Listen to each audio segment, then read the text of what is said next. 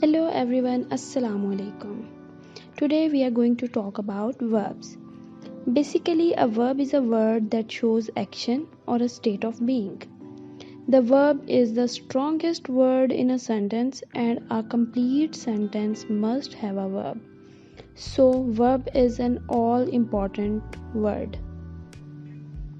When verbs are discussed, tense, number, passive, active, helper, object, regular, irregular, participle, gerunds, and infinitives are all words associated with using verbs correctly. That sounds like they are so much, and it is. But the good news is you used most of these words correctly without even thinking about their use. In this video, we are going to talk about the four that create the majority of our verb confusion: types, agreement of numbers, tense, and regular or irregular. First, you need to be able to recognize a kind of verb. Is it an action verb or a state of being verb? The kind of verb will impact our choices you make in the sentence, such as the object. So let's talk about the action verbs first. These verbs are generally easy to recognize because, as their name indicates, they show action. You can think of something being done. For example, run, eat, whisper, and sleep all are its examples. Dozens of verbs are action verbs. For example, I rode to town. The verb is rode, so rode is an action verb. On the other hand, state of being verbs link the subject to the rest of the sentence with is, am, were, was, are, and be. For example, there is nothing happening, there is no action. In this example, I am happy. Am is a verb telling the reader that I am in a happy state of mind. No action is occurring. Sometimes, the state of being verb is used as a helping verb for an action verb rather than the main verb. I am going to down. In this example, am becomes a helper to going, which is an action word. So the complete verb is am going, that shows an action. The first two steps in using verb correctly are to recognize the verb and be able to identify it as being an action or state of being.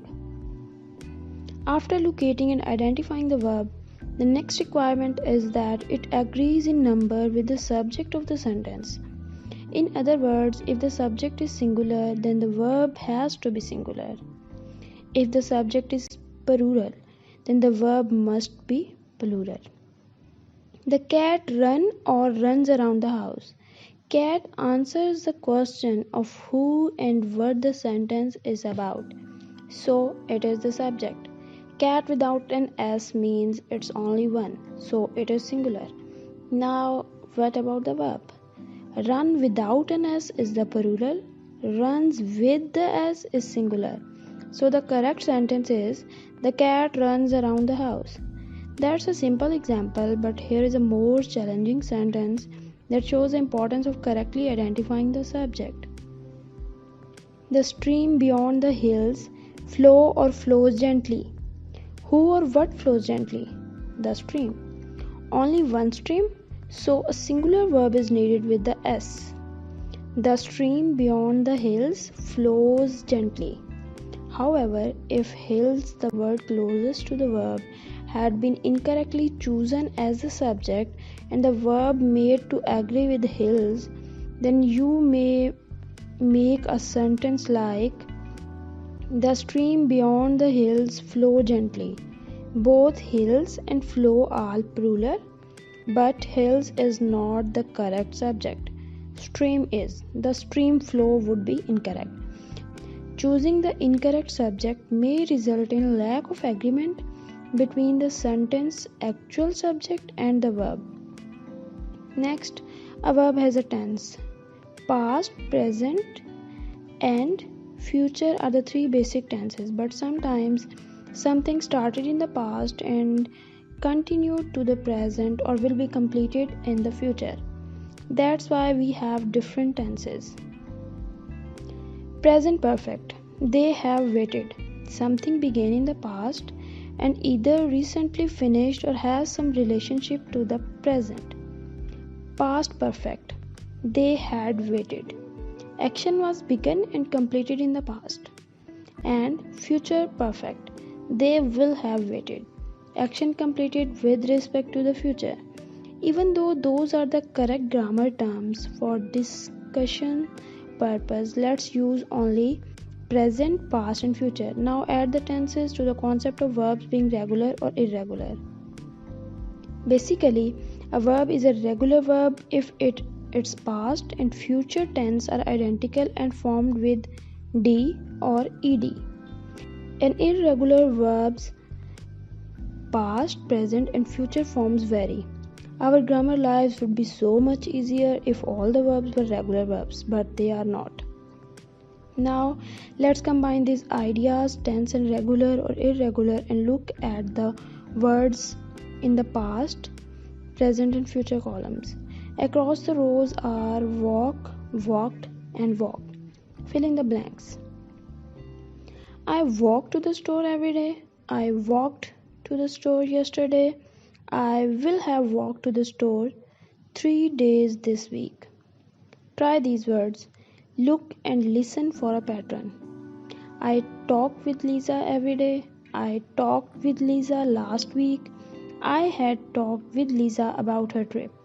Now what if I ask you if you choose the word walked or talked from the second or third columns? Would it make any difference? Absolutely not, because both words are identical. Walked, walked, talked, talked. They both end in ed. These are regular verb examples. But now look at these two rows of verbs in the same three columns. Go, went, gone. See, saw, seen.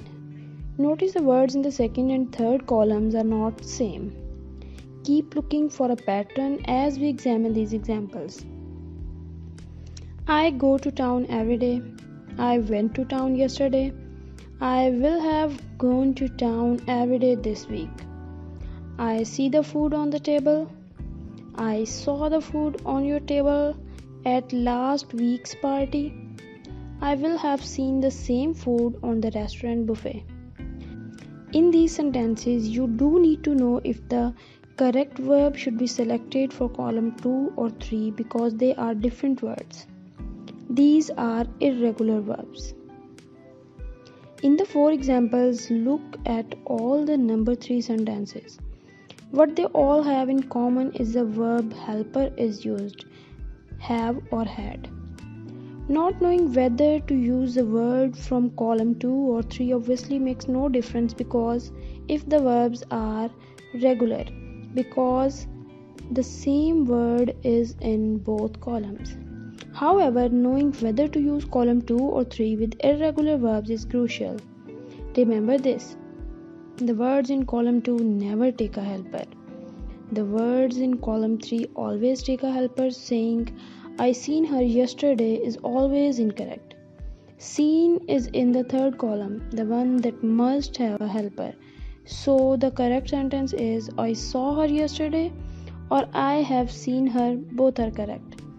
I have went is always incorrect. Went is in the second column and it never uses a helper. I went to town or I have gone to town, both are correct. Action or state of being, singular or plural, tense, irregular or regular, all of these categories need to be analyzed as you choose a correct verb.